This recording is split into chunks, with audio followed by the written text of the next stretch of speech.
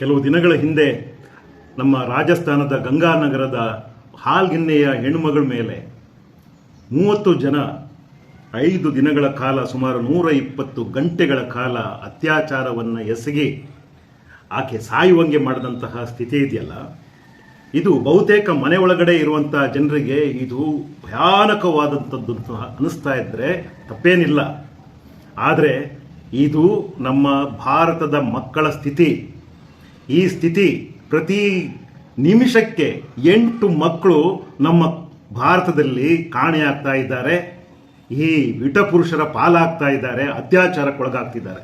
ಇದು ನಾನು ಹೇಳ್ತಾ ಇರೋದಲ್ಲ, ನ್ಯಾಷನಲ್ ಕ್ರೈಮ್ ರೆಕಾರ್ಡ್ ಬ್ಯೂರೋದವರು ಕೊಡುವಂಥ ಅಂಕಿಅಂಶಗಳು ಇವೆಲ್ಲ.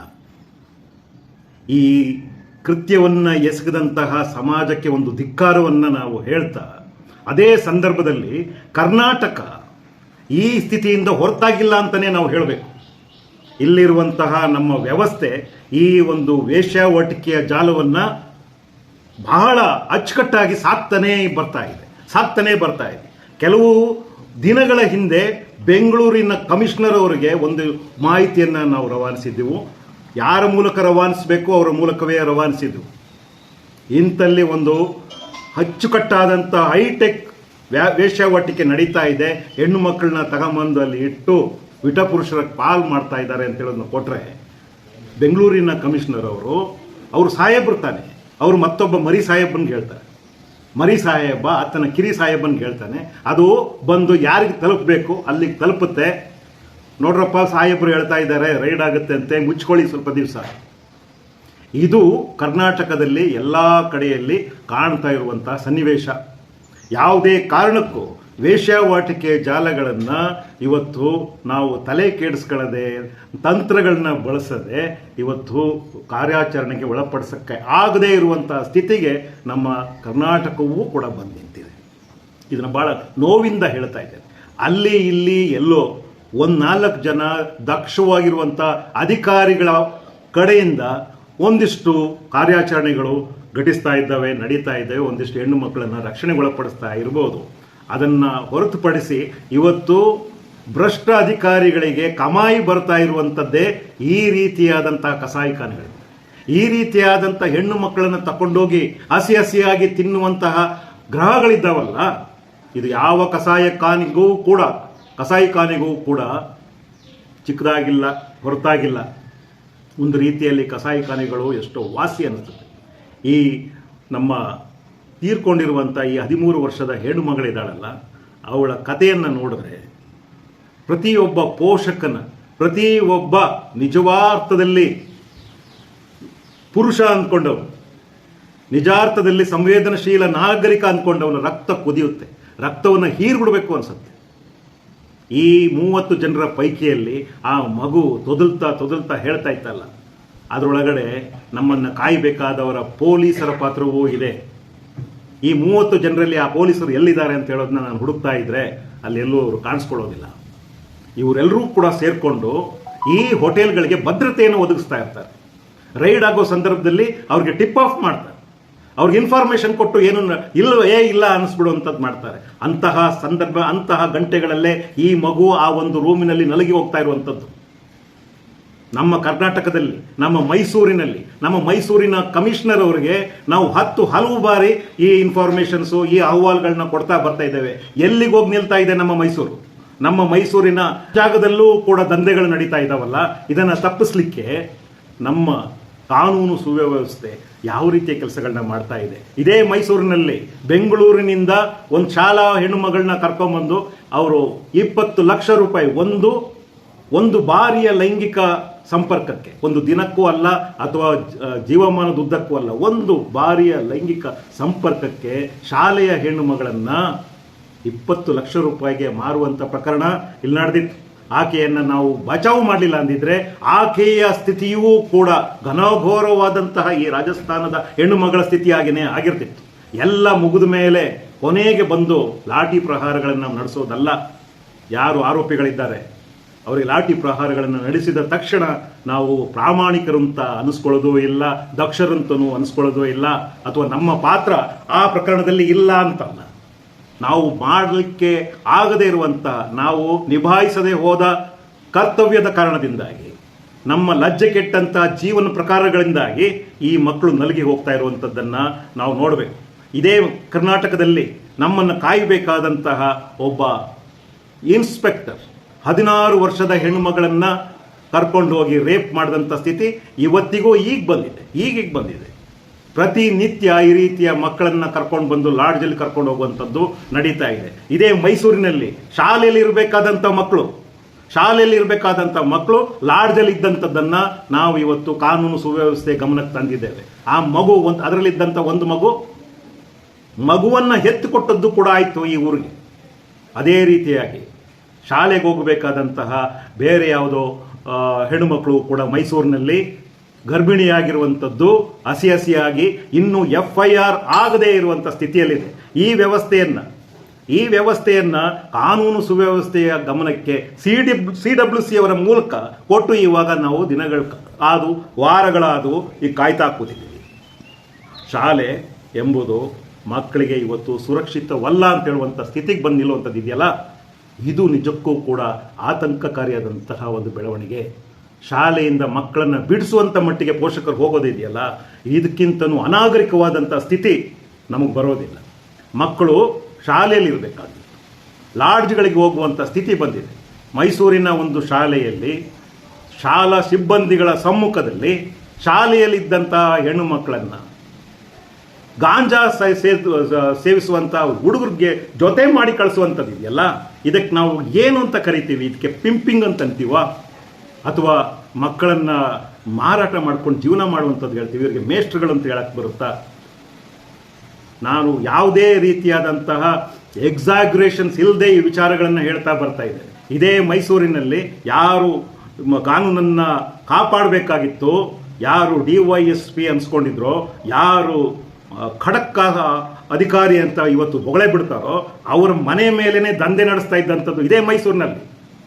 ಮೈಸೂರಿನ ಮಟ್ಟಿಗೆ ಮಾತಾಡಿದ್ರೆ ನಾವು 2 ಗಂಟೆ 4 ಗಂಟೆ ಹೇಳಬಲ್ಲೆ ಇಂಥ ಪ್ರಕರಣಗಳನ್ನು, ಯಾರ್ಯಾರು ಹೇಗೆ ಇನ್ವಾಲ್ವ್ ಆಗಿದ್ದಾರೆ ಅಂತ.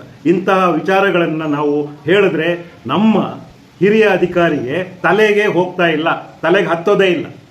ಅವರಿಗೆ ತಲೆಗೆ ಹತ್ತುವ ವಿಚಾರಗಳೇ ಬೇರೆ ಇದ್ದಾವೆ. ನಾವು ಇವತ್ತು ಮೈಸೂರಿನ ನಾಗರಿಕರ ಪರವಾಗಿ ಇವತ್ತು ಆಗ್ರಹಿಸ್ತಾ ಇರುವಂಥದ್ದು, ಕೂಡಲೇ ಕಾನೂನು ಸುವ್ಯವಸ್ಥೆ ಇವತ್ತು ಕೆಲಸ ಮಾಡಬೇಕು. ಮೈಸೂರಿಗೆ ಇರುವಂತಹ ಒಂದು ಅಸ್ಮಿತೆ ಏನಿದೆ ಅದು ಬೇರೆ ಅಸ್ಮಿತೆ ಇದೆ. ಥೈಲ್ಯಾಂಡ್ ಆಗ್ಲಿಕ್ಕೆ ಬಿಡ್ತಾ ಇದ್ದೀರಾ ನೀವೆಲ್ಲ ಸೇರ್ಕೊಂಡು? ಮಕ್ಕಳನ್ನು ಹರಾಜಾಗ್ತಾ ಇದ್ದೀರಿ. ಒಬ್ರಲ್ಲ ಇಬ್ಬರಲ್ಲ ಮಕ್ಕಳು. ಕೇಳೋದಾದರೆ ನಮ್ಮನ್ನ ನೇರವಾಗಿ ಕೇಳಿ, ಎಲ್ಲಿ ನಡೀತಾ ಇದೆ? ಸುಮ್ಮನೆ ಹೇಳ್ತಾ ಇದ್ದೀರಾ ಅಂತಂದರೆ ಬನ್ನಿ, ನಮ್ಮ ಒಡನಾಡಿಗೆ ಬನ್ನಿ. ಎಷ್ಟು ಬಾರಿ ನಿಮಗೆ ವಿನಂತಿಸಿಕೊಳ್ಳುವಂಥದ್ದು. ಇಂತಹ ಪ್ರಕರಣ, ಈ ರಾಜಸ್ಥಾನದ ಪ್ರಕರಣ ಮೈಸೂರಿನಲ್ಲಿ ಆದಮೇಲೆ ನಿಮಗೆಲ್ಲ ಬುದ್ಧಿ ಬರುತ್ತಾ? ಇದಕ್ಕೋಸ್ಕರ ಮಕ್ಕಳು ಸಾಯ್ಬೇಕಾಗಿದೆಯಾ? ನೀವು ಕೆಲಸ ಮಾಡಬೇಕಾದ ಸೇವಕರು ನೀವು ಕೆಲಸ ಮಾಡ್ತಾ ಇಲ್ಲ. ಮಕ್ಕಳು ನಿಮ್ಮ ಕಾರಣದಿಂದಾಗಿ ಇವತ್ತು ನಲಗಿ ಹೋಗ್ತಾ ಇರೋದು, ತಲೆ ಎಡಕರ ಕಾರಣದಿಂದ ಅಲ್ಲ. ನೀವು ಕೆಲಸ ಮಾಡದೇ ಇರುವಂತಹ ನಿಮ್ಮ ಅಪ್ರಾಮಾಣಿಕತೆಯಿಂದ, ನಿಮ್ಮ ಭ್ರಷ್ಟತೆಯಿಂದ, ನಿಮ್ಮ ಜೊಲ್ಲು ಸುರಿಸುವಿಕೆ ಇದೆಯಲ್ಲ ಹಣಕ್ಕೋಸ್ಕರ, ಅದರಿಂದಾಗಿ ಮಕ್ಕಳು ಇವತ್ತು ನಲಗಿ ಹೋಗ್ತಾ ಇದ್ದಾರೆ. ನಿಮಗೆ ಹಣ ಬರುವಂತಹ ಮೂಲಗಳಾಗ್ಬಿಟ್ಟಿದ್ದಾವೆ. ಇನ್ಯಾರು ಹಣ ಕೊಡ್ತಾರ್ರಿ ನಿಮಗೆಲ್ಲ? ನೀವು ಹಣ ಕೊಡುವಂಥ ಮೂಲಗಳು ಇಂಥ ಹೋಟೆಲ್ಗಳು, ಈ ಸ್ಪಾಗಳು, ಈ ವೃತ್ತಿಪರ ಅಲ್ಲದೆ ಇರುವಂಥ ಸ್ಥಳಗಳಲ್ಲಿ ಹೆಣ್ಣು ಮಕ್ಕಳು ನಲಗಿ ಹೋಗ್ತಾ ಇದ್ದಾರೆ. ಇಂತಹ 5 ಜನ ಹೆಣ್ಣು ಮಕ್ಕಳಲ್ಲಿ ಒಂದು ಮಗು ಇರುತ್ತೆ ಅಂತ ಹೇಳೋದು ನೆನಪಿಟ್ಕೊಳ್ಳಿ. ಇಂತಹ ಮಕ್ಕಳನ್ನು ನಾವು ಅದೆಷ್ಟು ಬಾರಿ ಮೈಸೂರಿನಲ್ಲಿ ನಾವು ಇವತ್ತು ರಕ್ಷಣೆಗೊಳಪಡಿಸಿದ್ದೀವಿ. ನೀವು ಪೊಲೀಸ್ನವರ ಸಮ್ಮುಖದಲ್ಲಿ ಒಂದು ಘಟನೆ ನಡೆದಿತ್ತು. ಒಂದು ರಕ್ಷಣಾ ಕಾರ್ಯಾಚರಣೆಯ ಸಂದರ್ಭದಲ್ಲಿ ಒಬ್ಬ ಹೆಣ್ಣು ಮಗಳು, ಶಾಲೆ ಬಿಟ್ಟಂತಹ ಹೆಣ್ಣು ಮಗಳು ನಗ್ನಾವಸ್ಥೆಯಲ್ಲಿ ಆ ಒಂದು ರೂಮ್ನಲ್ಲಿ ಕುಳಿತುಕೊಂಡು ವಾಂತಿ ಮಾಡ್ತಾ ಇದ್ಲಲ್ಲ, ಅವರಿಗೆ ನೀವು ಬಂದಿದ್ದು ಗೊತ್ತಾಗ್ಲಿಲ್ವಲ್ಲ? ರೈಡ್ ನಡೀತಿದೆ ಅಂತ ಹೇಳುವಂತಹ ಒಂದು ಪ್ರಜ್ಞೆಯೂ ಆ ಮಗುವಿಗೆ ಇರಲಿಲ್ಲ. ಅಷ್ಟು ಆ ಮಗುವಿಗೆ ಹೆಂಡ ಕುಡಿಸಿದ್ರು. ಅದೇ ಸ್ಥಳದಲ್ಲಿ 4 ಜನ ಬಿಯರ್ ಕುಡ್ಕೊಂಡು ಕುಳಿತಿದ್ರು. ಆ ಮಗು ಹೇಳ್ತಾಳೆ, ಬೋ ಮಕ್ಕಳ, ಸ್ವಲ್ಪ ಸುಮ್ಮನೆ ಇರೋ, ಬರ್ತೀನಿ ತಡೀರೋ ಅಂತ ಅಳ್ತಾ ಇದ್ದಿದ್ದು ನಿಮಗೆ ಹಾಕಿರ್ಲಿಲ್ವಾ? ಇಂಥದ್ದು ಪ್ರಕರಣಗಳು 100 ನಡೀತಾ ಇರ್ತವೆ. ರಾಜಸ್ಥಾನದ ಪ್ರಕರಣ ಒಂದು ಬಂದಿದ್ದಕ್ಕೆ ನಾವು ನಲಗ್ತಾ ಇದ್ದೇವೆ. ಇದು ನಮ್ಮ ಮೈಸೂರಿನಲ್ಲಿ, ನಮ್ಮ ಕರ್ನಾಟಕದಲ್ಲಿ ಎಲ್ಲ ಕಡೆಯಲ್ಲೂ ನಡೀತಾ ಇರುವಂತಹ ಜ್ವಲಂತವಾದಂತಹ ಬೆಂಕಿ. ಇದು ಸುಡ್ತಾ ಇದೆ ಮಕ್ಕಳನ್ನು. ಇದನ್ನು ನೋವಿನಿಂದ ಹೇಳ್ತಾ ಇದ್ದೀನಿ. 37 ವರ್ಷ ಕೆಲಸ ಮಾಡಿರುವ ಬದ್ಧತೆ ಇಟ್ಟುಕೊಂಡಿರುವ ಒಡನಾಡಿಯಾಗಿ ನಾನು ಹೇಳ್ತಾ ಇರುವಂಥದ್ದು. ನಮ್ಮ ಮಕ್ಕಳನ್ನು ನೀವು ರಕ್ಷಿಸಬೇಕಾಗಿದೆ, ಈ ಸರ್ಕಾರನ ರಕ್ಷಿಸಬೇಕಾಗಿದೆ. ಈ ಸಂದರ್ಭದಲ್ಲಿ ಒಂದು ಸಣ್ಣ ಹೋಪ್ ಇರುವಂಥದ್ದು ನಮ್ಮ ಗೃಹ ಮಂತ್ರಿಗಳು. ನಮ್ಮ ಗೃಹ ಮಂತ್ರಿಗಳಿಗೆ ನಾನು ಇನ್ಸಿಸ್ಟ್ ಮಾಡ್ತಾ ಇದ್ದೇನೆ, ಶ್ರೀ ಪ್ರಿಯಾಂಕ ಖರ್ಗೆ ಅವರೇ, ದಯಮಾಡಿ ಗೃಹ ಇಲಾಖೆಗೆ ಸರಿಯಾದ ರೀತಿಯಾದ ನಿರ್ದೇಶನವನ್ನು ಕೊಡಿ. ನಮ್ಮ ಮಕ್ಕಳು, ಅದರಲ್ಲೂ ನಮ್ಮ ತಳಮಟ್ಟದ ಮಕ್ಕಳು ಶಾಲೆ ಬಿಡ್ತಾ ಇದ್ದಾರೆ ಇದೇ ಕಾರಣಗಳಿಗೋಸ್ಕರ. ಅಪ್ರಾಪ್ತರು ಇವತ್ತು ಗರ್ಭಿಣಿಯರಾಗ್ತಿದ್ದಾರೆ, ಮಕ್ಕಳನ್ನು ಹಡಿತಿದ್ದಾರೆ ಇದೇ ಕಾರಣಗಳಿಗೋಸ್ಕರ. ಈ ಪ್ರಕರಣಗಳು ಗೃಹ ಇಲಾಖೆಗೆ ಇದು ಬಹಳ ಗಂಭೀರವಾಗಿ ಕಾಣ್ತಾ ಇಲ್ಲ ಅಂತ ಹೇಳುವಂಥದ್ದು ಶೋಚನೀಯ. ಅವರಿಗೆ ಬೇರೆ ಬೇರೆ ಕೆಲಸಗಳು ಬಹಳ ಮುಖ್ಯ ಆಗೋಗಿದೆ. ಮಕ್ಕಳನ್ನು ಕಾಯುವಂಥದ್ದು ಅಲ್ವೇ ಅಲ್ಲ. ಪ್ರಾಸ್ಟಿಟ್ಯೂಷನ್ ಅನ್ನುವಂಥದ್ದು ದೊಡ್ಡ ಪ್ರಾಬ್ಲಮೇ ಅಲ್ಲ ಅಂತ ಕೆಲವರು ಹೇಳ್ತಾರೆ. ಪ್ರಾಸ್ಟಿಟ್ಯೂಷನ್ನು ಇರಬೇಕು ಅಂತ ಹೇಳುವ ಅಧಿಕಾರಿಗಳಿದ್ದಾರೆ. ಏನು ಹೇಳೋಣ ಇವರ ಮೌಢ್ಯಕ್ಕೆ, ಏನು ಹೇಳೋಣ ಇವರ ಹೊಣೆಗೇಡಿ ಕೆಲಸಗಳಿಗೆ. ದಯಮಾಡಿ ಶ್ರೀ ಪ್ರಿಯಾಂಕ ಖರ್ಗೆ ಅವರೇ, ಈ ಕೂಡಲೇ ಒಂದು ಸಭೆಯನ್ನು ಸೇರಿಸಿ ಅವರಿಗೆ ನಿರ್ದೇಶನವನ್ನು ಕೊಡುವಂಥದ್ದಾಗಬೇಕು. 10 ವರ್ಷಗಳ ಹಿಂದೆ ಹ್ಯೂಮನ್ ಟ್ರಾಫಿಕಿಂಗ್ ಅನ್ನ ತಡೆಗಟ್ಟಲಿಗೋಸ್ಕರನೇ ಒಂದು ಸ್ಪೆಷಲ್ ಸ್ಕ್ವಾಡ್ ಕರ್ನಾಟಕದಲ್ಲಿ ಆಯಿತು. ಇವತ್ತೆಲ್ಲಿ ಕೆಲಸ ಮಾಡ್ತಾ ಇದೆ? ಯಾರಿಗೂ ಹೋಗಿ ಹೇಳ್ಕೊಳ್ಳೋಣ ಇವೆಲ್ಲ, ಯಾರಿಗೂ ಹೇಳಿದ್ರೂ ಕೂಡ ಒಂದು ಕಾರ್ಯಾಚರಣೆ ಆಗದಂಥ ಸ್ಥಿತಿ ಬಂದಿದೆ. ಹೇಳಿದ್ನಲ್ಲ, ಬೆಂಗಳೂರಿನ ಕಮಿಷನರ್ ಅವರಿಗೆ ಹೇಳಿದ್ದಾಯ್ತು, ಅವರು ಜಾಯಿಂಟ್ ಕಮಿಷನರ್ ಅವ್ರಿಗೆ ಹೇಳಿದ್ದಾಯ್ತು.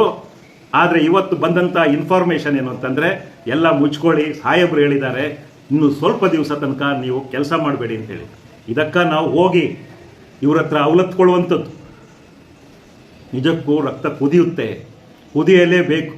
ನಿಜವಾದ ನಾಗರಿಕನಾದರೆ, ನಿಜವಾದ ಭಾರತೀಯನಾದರೆ, ನಿಜವಾದ ಗಂಡಸೇ ಆದರೆ, ನಿಜವಾದ ಮನುಷ್ಯನೇ ಆದರೆ, ನಿಜವಾದ ಪೋಷಕನಾದರೆ ರಕ್ತ ಕುದಿಯುತ್ತೆ. ಇವರನ್ನು ಬೀದಿಯಲ್ಲಿ ಹಿಡ್ಕೊಂಡು ಹೊಡೆದ ತಕ್ಷಣ ನಮ್ಮ ರಕ್ತ ತಣ್ಣಗಾಗಲ್ಲ. ಇದು ಅನಾಗರಿಕವಾದಂಥ ಕೆಲಸ. ಬೀದಿಯಲ್ಲಿ ನಿಲ್ಲಿಸ್ಕೊಂಡು ಹೊಡ್ಕೊಂಡು ಹೋಗು ಅಂತ ಯಾರು ಕೇಳಲ್ಲ. ಅವ್ರಿಗೆ ನಾನು ಕರ್ಕೊಂಡೋಗಿ ಕಟಕಟೆಯಲ್ಲಿ ನಿಲ್ಲಿಸಿದ್ರೆ ನೇಡ್ಗಂಬಕ್ಕೆ ನ್ಯಾಯಾಲಯ ತಾನೇ ಏರಿಸುತ್ತೆ, ಅದು ಬೇರೆ ವಿಚಾರ. ಆದರೆ ಅದರಿಂದ, ಆ ಕೆಲಸದಿಂದ ನಾವು ಸಬ್ಬಾಷ್ಗಿರಿಯನ್ನು ಕೊಡ್ಲಿಕ್ಕೆ ಬರೋದಿಲ್ಲ.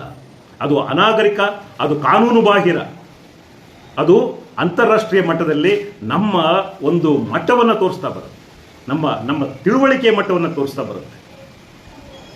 ಇದಿಷ್ಟನ್ನು ನಾನು ಹೇಳ್ತಾ, ಮೈಸೂರಿನಲ್ಲಿ ಶಾಲೆಗಳಲ್ಲಿ ಮಕ್ಕಳು ರವಾನೆಗೊಳಗಾಗ್ತಿರುವಂಥದ್ದನ್ನು ನಾವು ಈಗಾಗಲೇ ಯಾರಿಗೆ ತಿಳಿಸ್ಬೇಕು? CWCಗೂ ತಿಳಿಸಿದ್ದೇವೆ. ಅವರು ಹೇಳ್ತಾ ಇದ್ದಾರೆ ಕಾನೂನು ಸುವ್ಯವಸ್ಥೆ ಗಮನಕ್ಕೆ ತಂದಿದ್ದೀವಿ ಅಂತ. ಏನಾದರೂ ಆಗಿರಲಿ, ಇವತ್ತಿಗೂ FIR ಆಗಲಿಲ್ಲ. ಏನಕ್ಕಾಗಲಿಲ್ಲ? ಇದರ ಒಂದು ಮೇಲ್ವಿಚಾರಣೆ ಮಾಡಬೇಕಾದವ್ರು ಯಾರು? ಹಾಗೇನಾದರೂ ನೀವು ವಿಳಂಬ ಮಾಡಿದ್ದಿದ್ರೆ ಖಂಡಿತವಾಗ್ಲೂ ಕಾನೂನು ನಿಮ್ಮ ಮೇಲೆಯೂ ಸವಾರಿ ಮಾಡಲೇಬೇಕಾಗ್ತದೆ. ಮಕ್ಕಳ ವಿಚಾರದಲ್ಲಿ, ಮಹಿಳೆಯರ ವಿಚಾರದಲ್ಲಿ ನಾವು ಝೀರೋ ಟಾಲರೆನ್ಸನ್ನು ಇಟ್ಕೊಳ್ಳೇಬೇಕು. ಒಂದು ಮಾಡರ್ನ್ ಸೊಸೈಟಿಯಲ್ಲಿ ಇರುವಂಥ ಪ್ರತಿಯೊಬ್ಬ ವ್ಯಕ್ತಿಯೂ ಕೂಡ ಮಕ್ಕಳ ವಿಚಾರದಲ್ಲಿ, ಮಹಿಳೆಯರ ವಿಚಾರದಲ್ಲಿ, ಯಾಕೆ ಅಂತಂದರೆ ಇವರಿಬ್ಬರೇ ದೇಶವನ್ನು ಕಟ್ಕೊಡುವಂಥದ್ದು, ಕುಟುಂಬವನ್ನು ಕಟ್ಕೊಡುವಂಥದ್ದು, ಮಕ್ಕಳನ್ನು ಹಡೆದುಕೊಡುವಂಥದ್ದು, ಈ ದೇಶಕ್ಕೆ ಭವಿಷ್ಯ ನಿರ್ಮಾಣ ಮಾಡಿಕೊಡುವಂಥದ್ದು.